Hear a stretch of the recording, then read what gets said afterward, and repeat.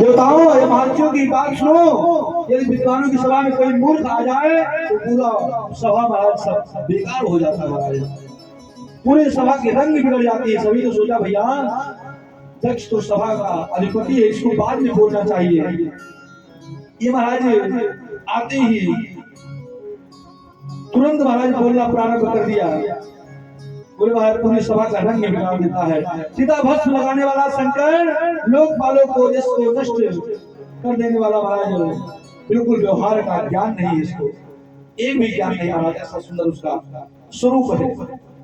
इधर महाराज ऐसे सुंदर संयोग हुआ कि वहां से महाराज यज्ञ का पूर्व हुआ और किसी ने कहा इतने बुरे थे तो आपने अपनी कन्या का विवाह ही क्यों कर दिया? वो कहा पिता ब्रह्मा के बहकावे में मैं आ गया, कृपा मृगसावक्या पाणी मरकट लोचना। अरे दक्ष इसको मैं क्यों विवाह करता? बोले तो ब्रह्मा के बहकावे में आ गया, इसकी विवाह कर दिया। कहा मेरी कन्या मृगलोचनी कमल नयनी और कहा ये दोनों महाराज एक बराबर नहीं है। बोले महाराज अगर ऐसी स्थिति थी तो उपस्थित होते हुए आपने ऐसा कार्य क्यों किया? बोले महाराज मैं नहीं किया, देवर्षि नारद ने अपना उसका अनुकरण किए कि मेरे हृदय में वही शंकर ही शंकर महाराज पूजने लगा। और फिर से पुनः दक्ष ने सोचा महाराज ऐसी यज्ञ की संरचना करूंगा जिससे महाराज यज्ञ के जो होगा उसमें केवल भोलेनाथ को अपमान करूंगा, आगे सबका सम्मान करूंगा। ऐसी यज्ञ की संरचना हुई महाराज। बोले महाराज बहुत ही सुंदर विशाल क्षेत्र में हरिद्वार में कनखल क्षेत्र में, बोले कनखल में महाराज यज्ञ की आयोजन किया गया। हमारे श्री राम लोट यादव जी के परिवार की सभी माताएं एक बार जोरदार ताली द्वारा अभिनंदन करेंगे। इन लोगों का हमारा बड़ा सहयोग है क्योंकि सुबह शाम तक कथा भी सुनना है और सबके लिए भोजन प्रसादी का भी बंदोबस्त करना है, तो बहुत ही सुंदर बात है। सारे कार्य को मंगल कर रहे हैं। बोले भैया आपने ऐसा कार्य क्यों किया? बोले भैया इसलिए, बोले बहुत ही सुंदर यज्ञ का संरचना किया गया, यज्ञ का आयोजन हुआ और जब यज्ञ का आयोजन हुआ सभी महाराज छोटे छोटे बड़े से बड़े देवता को बुलाया गया, लेकिन कहीं शंकर को निमंत्रण नहीं दिया गया, कहीं शंकर को भाग नहीं आया। और सती जी के मन में आया कि महाराज यज्ञ में हमको चलते देखना चाहिए। बोले देवी निमंत्रण तो आया नहीं, सती बड़े चालाक थी। बोले आपके ससुर नहीं गए, बोले मेरे पिता नहीं बोली, बोले आपके ससुर के यहाँ यज्ञ हो रहा है और मैं चाहती हूँ कि आप वहां पर चले। बोले कभी देवी निमंत्रण तो आया नहीं है। बोले अरे कोई बात नहीं, कभी कोई जो विशेष अपने रहते हैं वहां महाराज निमंत्रण भूल जाता है आना, चिट्ठी नहीं आती तो उससे बुरा नहीं मानना चाहिए महाराज। ऐसी मन की भावना वृद्धि करती है। सती महाराज हट गया, नहीं चलना है। शंकर जी महाराज ने खोल कर देख करे सती अभी है, फिर देखती है, थोड़ा आगे बढ़ती है। बोले देवी चली गई, फिर महाराज सती दौड़ी आती है, स्वामी जी चले, फिर भगवान शंकर नेत्र बंद कर लेते हैं। बोले जाने वाली नहीं, लेकिन फिर भगवान शंकर सोचे कि इसने हट कर लिया है, अभी रुकने वाली भी नहीं, महाराज जाएगी ही जाएगी। नंदी पुकार नंदी ऐसा करो सती को इसके पिता के यहाँ जो यज्ञ हो रहा है वहां पर छोड़ कर, ये मानने वाली नहीं है। और माताओं को मायके का प्रेम महाराज बुढ़ापे अवस्था तक होता है, बचपन से लेकर 55 की उम्र निकल जाएगी फिर भी महाराज मायका का प्रेम जाता नहीं है। अच्छा एक आश्चर्य और बात है महाराज, अगर कहीं रात में कोई 10 बजे आ गया और माताओं को भोजन बनाना पड़े तो महाराज नाक मुंह ऐसे टेढ़ करने लगेगा, महाराज कोई पानी कहाँ से फाट पड़ा, रात में महाराज भोजन बनाए खिलाए पिलाए बर्तन चौका करें। अब कोई अगर मायके से महाराज आ जाए रात में 11 बजे आ जाए, भैया भोजन किए कि नहीं? नहीं बहन चिंता न करे, नहीं भैया मेरे घर आए बिना भोजन किए रहे, ऐसा हो सकता क्या? रात में महाराज चाहे 11 बज जाए तुरंत महाराज चौका चूल्हा महाराज तैयार किया जाए, तुरंत रोटी बनेगी सब्जी बनेगी और प्रसाद बनेगी। प्रेम होता है, मायके से इतना प्रेम होता है। लेकिन महाराज कोई ऐसा आ जाए, कोई महाराज गिलास का दूध पी लो तो आराम से आप सो जाओ तो ठीक रहेगा। महाराज कहेंगे हाँ ठीक है, काहे लिए रात में परेशान हो, कोई बात नहीं, मैं एक गिलास दूध पी के महाराज सो जाऊंगा। ऐसी महाराज सती के मन में आया, बोले जाओ इसको भेज कराओ, मानने वाली नहीं है। महाराज जैसे जाते हैं सती पहुंचते हैं और साड़ी पहना जाती है, उसी महाराज कैलाश के ऊपर से अपने विमान को लेकर जाती हैं। उनको पता है कि सती को निमंत्रण नहीं है, ये पता है कि निमंत्रण नहीं दिया गया है, फिर भी उन्हीं के घर से ऊपर से आएंगे, अरे बहना हम चल रहे हैं आना, अरे अरे आप चलो मैं अभी आ रहे हैं। सारी बहनें महाराज पहुंच गए, लेकिन सती नहीं पहुंची हैं। उसमें केवल पीड़ा किसको है तो माँ को है। माँ दुखी है कि मेरी सारी बेटियां आ गई लेकिन एक बेटी मेरी सती नहीं आई है, इस बात को मुझे पीड़ा लग रहा है, तो क्या करना चाहिए। तब तक देखते हैं थोड़ी दूर बाद सती महाराज आगे आते हुए दिखाई पड़ती है। माँ महाराज खुश हो जाती है, प्रसन्न हो जाती है, अपने आंख में भर लेती है, वाह बेटी तू आई, मेरा परम सौभाग्य तेरा आना, मेरे लिए बड़ा सुंदर कार्य हो गया, आ गई, बहुत अच्छा लगा, आ गई, बड़ी प्रसन्नता है महाराज। एक माँ ही ऐसी होती है जो बेटी को देखकर महाराज प्रसन्न हो जाती है कि मेरी बेटी आ गई। और मायका कब तक है, जीवन का सूत्र बोले जब तक माँ है तब तक मायका है। अब भाई भगवान कृपा करे तो अच्छी ऐसे भाई और भाभी मिले महाराज, मायका आजीवन चलता रहे, खुशी और प्रसन्नता का विषय है। लेकिन सही पूछा जाए मायका का अर्थ है माँ से ही मायका है, और संसार में ऐसा देखा भी गया है। तो महाराज ऐसी बेटी का सुंदर आगमन हुआ। अब महाराज बेटी ने कहा कोई बात नहीं, पिताजी हैं, मैं छोटी हूँ, पिता बड़े हैं, जाके मैं प्रणाम कराऊं। जैसे महाराज दक्ष प्रजापति को प्रणाम करने की जाती है, महाराज दक्ष प्रजापति अपना मुख मोड़ लेते हैं, तो देख बड़ा कष्ट होता है, अरे ये गलती भी और ये अपना मुख मोड़ लिए, ये बड़े आश्चर्य का विषय है। बोले महाराज अब क्या करें। बोले महाराज सारे देवी देवता महाराज वहां पर सुंदर यज्ञ में हवन कुंड के लिए बनाया गया है, बना हुआ सबका भाग है, लेकिन यहाँ पर देखते भगवान शंकर का भाग कोई नहीं है, भगवान शंकर का कोई भाग नहीं है। बोले हाँ। अब महाराज सती को बड़ा कष्ट होता है और अब कष्ट वो देख नहीं पाती है, बोलती ऐसा है मुख मैं कहाँ दिखाऊंगी, ये मुख लेकर मैं कहाँ जाऊंगी। बोले इस मुख को ले जाना ठीक नहीं है, तो मैं उसके सामने जा नहीं सकती हूँ, मेरे स्वामी अगर मैं जाऊंगी तो लोग क्या कहेंगे, इस स्वरूप में परिणित हो रहे हैं, मेरा क्या जीवन है। इधर महाराज सती ने अपने शरीर को योगाग्नि को प्रकट कर दिया और बोला महाराज इतना तीव्र करता है, अपनी जटा को उखाड़ कर महाराज जैसे देखते हैं, भगवान ने कहा अपने जटा को महाराज दिया और उखाड़ा, महाराज पृथ्वी पर पटका, स्वरूप में महाराज एक दैत्य महाराज भगवान का प्रकट हुआ। ऐसे स्वरूप महाराज बोले दक्ष यज्ञ सही भस्म कर दो महाराज, सारे यज्ञ को नष्ट कर दो, अब सती नहीं महाराज संदेह। किसी ने कहा इतने बोले तो महाराज ऐसे क्यों कहा महाराज आपने। बोले ऐसा हम तो नहीं कहते, लेकिन ये हमारे ठीक नहीं है। वीरभद्र महाराज जब चलना प्रारंभ किया तो महाराज सारे देवता देवता लगता कोई आंधी आ रहा है, कोई कहता तूफान आ रहा है, कोई कहता महाराज बड़ी श्रृंखला आ रही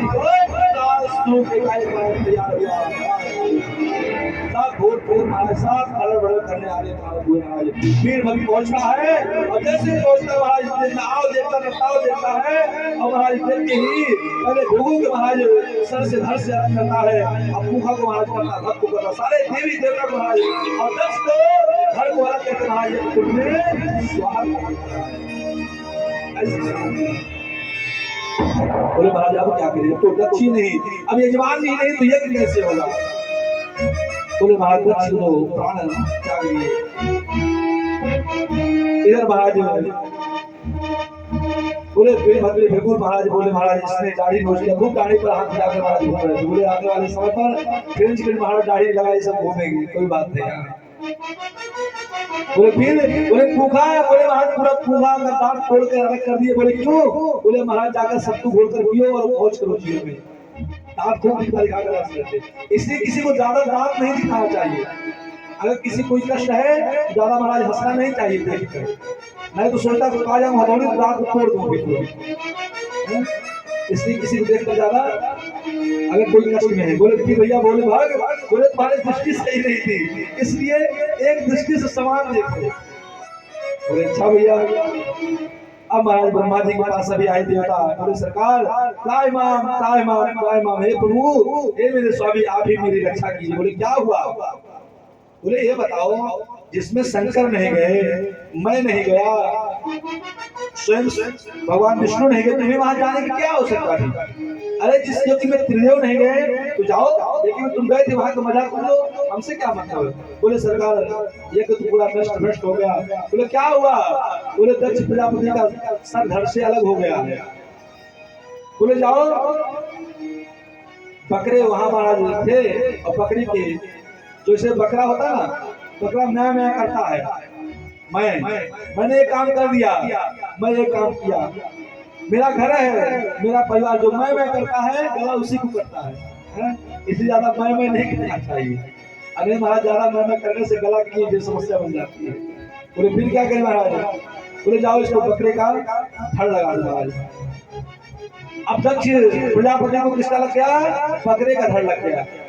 अभी भी शंकर में जो बुजुर्ग होते हैं मंदिर में, शंकर भगवान मंदिर जाते हैं तो महाराज अपनी गाल को बजाते हैं, बकरी जैसे आवाज निकालते हैं, इससे उनको ससुर की याद आ जाती है और शंकर जी और प्रसन्न हो जाते हैं। अब तो बहुत कम हो गया है, लेकिन जो दादा परदादा है वो अभी भी शंकर जी की आवाज में बकरे का आवाज निकालते हैं, उससे शंकर जी को अपने ससुर की याद आ जाती है। ससुर की याद आने से शंकर जी प्रसन्न हो जाते हैं महाराज।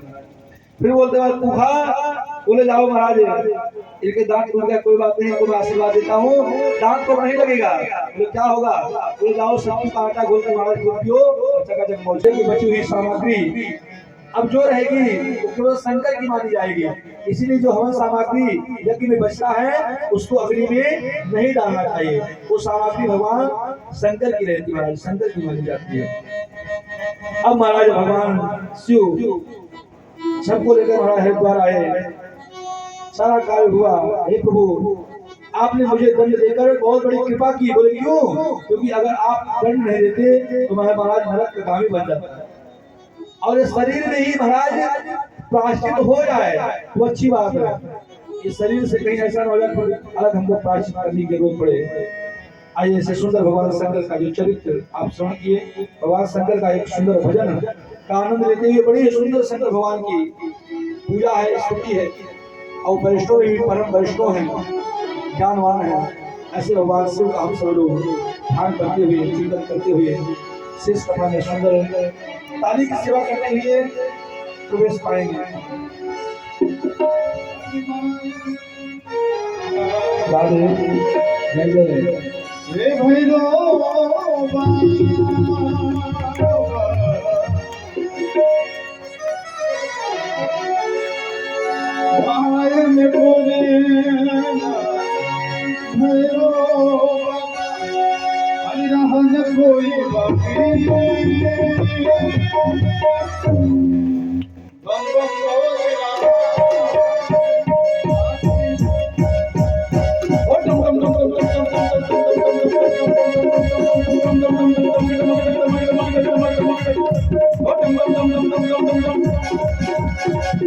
हाथों को उठा के डमरू की तरफ बताते हुए कैसे बम बम बोली रहा है।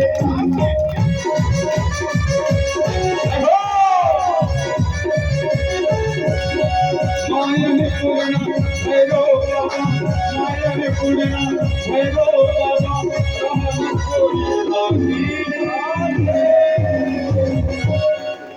कोई बम बम बोली रहा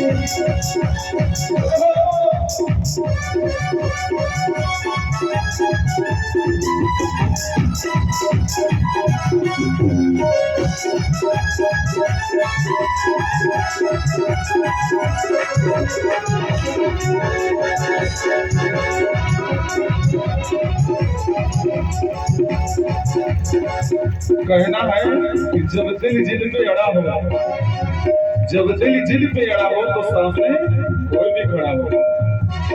न पद में बड़ा न कद में बड़ा, जो साथ खड़ा हो सबसे बड़ा। जो शेष है वही विशेष है। कैसे बोल कृष्ण कन्हैया लाल की जय हो। ऐसे बोलो जय कि लगे कि कोई है, ऐसे मत बोलो जय कि लगे ना कोई बैठा है यहाँ।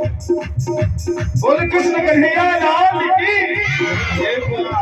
बम बम बोल रहा है, बम बम बोल रहा है, बम बम बोल रहा है। वो जब भगिया की भगवाना के राम बहला के राम बहला के राम, सरस्वती से दुखवा भागे राम, सरस्वती से दुखवा भागे राम, सरस्वती से दुखवा भागे राम। वो जब भगिया की भगवाना के राम, सरस्वती से दुखवा भागे, सरस्वती से दुखवा भागे, सरस्वती से दुखवा भागे। बोले बाबा मस्त नगरिया सुत मुहा की बांसुरी,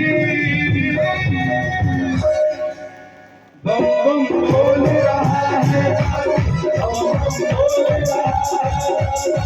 बम बोल रहा है, बम बम बोल रहा है, बम बम बोल रहा है, बम बम बोल रहा बम बम बोल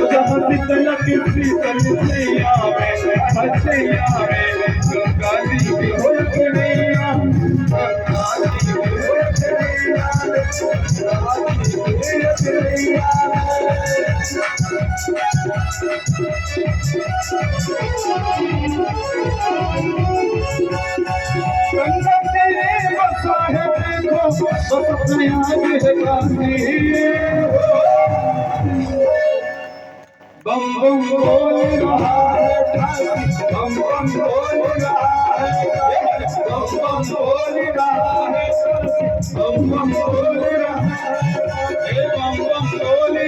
है, बम बम बोल रहा है, बम बम बोल रहा है, बम बम बोल रहा है, बम बम बोल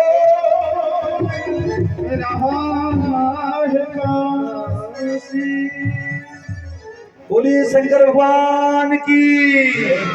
आवाज नहीं आ रही, जय कह रहे हैं कि जय कह रहे हैं? बोलिए शंकर भगवान की, काशी विश्वनाथ की। बम बम बोल रहा है काशी, बम बम बोल रहा है काशी। इतना सुंदर भजन है भगवान का। और भगवान शंकर आज प्रसन्न हो जाते हैं अपने भक्तों को। अगर वो चाहे तो आज सब कुछ संपत्ति लुटा के बाहर दे सकते हैं। ये भगवान के अंदर सामर्थ्य है। ऐसे भगवान का गुण अनुवाद है।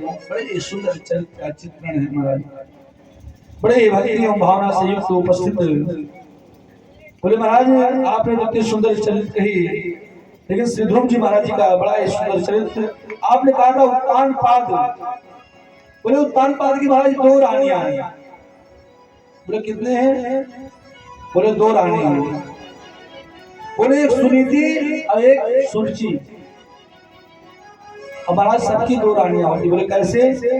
जो सुंदर नीति से चले उसको सुनीति कहते हैं, और जो मनमुखी चले उनको महाराज सुरुचि कहते हैं। ऐसे उत्तान पाद महाराज का जीवन का चरित्र। जाय उत्तान पादस्य सुनीति सुचिरस्तयो सुरुचि प्रेयसी प्रत्युनेतराय सुतो ध्रुवा। बोले महाराज सुनीति जो सुंदर नीति से चलने वाली उसको सुनीति कहते हैं, और जो मनमुखी चलने वाली उनको सुरुचि कहते हैं। बोले अच्छा, ऐसी सुंदर उपस्थिति में हम लोग महाराज। बोले जो सुनीति थी, उत्तान पाद अपनी छोटी रानी जो सुरुचि थी उससे बड़ा प्रेम करते थे, और सुनीति से महाराज प्रेम नहीं करते। सुनीति ने कहा कोई बात नहीं, अगर आपको जिसमें सुख है आप वैसे ही अपने जीवन को यापन कीजिए। मैं तो एक पर्णकुटी हमारे लिए बना दी, मैं पर्णकुटी में अपने जीवन को बिता दूंगी महाराज। ऐसे मन में संकल्प हुआ तो सुंदर नीति से चलने वाली महाराज। बोले महाराज ध्रुव जैसे बच्चा सबको चाहिए, प्रहलाद जैसे बेटा सबको चाहिए, लेकिन सुनीति कोई बनने के लिए तैयार नहीं है। अब कालांतर का समय आया महाराज, उत्तानपाद की महाराज जो पुत्र, एक का महाराज ध्रुव नाम है और एक का नाम है उत्तम। एक का नाम क्या है? उत्तम। जो सुरुचि से जन्म लिया उस बेटे का नाम है उत्तम, और जो सुनीति से जन्म लिया हुआ उसके पुत्र का नाम है ध्रुव। बोले महाराज ऐसी सुंदर उनकी नीति। एक बार महाराज सभा में बैठे हुए थे, सभा में बैठकर उनके मन में आई कि मैं अपने वास्तविक सुपुत्र को प्रणाम अपनी गोद में आलिंगन करता तो कितनी बड़ी खुशी एवं सुंदर कामना से युक्त उपस्थित होता। मेरे मन में भक्ति थी कि सुंदर जो पुत्र है मेरा ध्रुव, इसका महाराज स्वरूप अभी 5 वर्ष की अवस्था है। बोले 5 वर्ष की अवस्था भी बड़ा छोटा महाराज, लेकिन मन में जिज्ञासा है कि मैं अपने पिता की गोद में बैठा तो कितना सुंदर मेरा जीवन होता। अब खेलते खेलते महाराज, खेलते खेलते दौड़ते हुए जाकर सोचा मैं जाऊं अपने पिता की गोद में बैठ